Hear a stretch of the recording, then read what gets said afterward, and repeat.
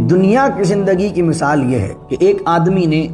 دنیا کو بنانے کے لیے اللہ کو چھوڑا، رسول کو چھوڑا، دین کو چھوڑا، قرآن کو چھوڑا، دنیا بنانے کے لیے اس نے بگننگ سے سٹارٹ کیا، چھوٹا موٹا کاروبار کھولا اور اس کاروبار سے کاروبار بڑھایا، بڑے بڑی کمپنیز کھول لی، بڑے بڑے امپائرز بزنس کے، اور بزنس ٹائکون بن گیا، بڑے بڑے گھر لے لیے، بڑی بڑی گاڑیاں لے لی، اور جب وہ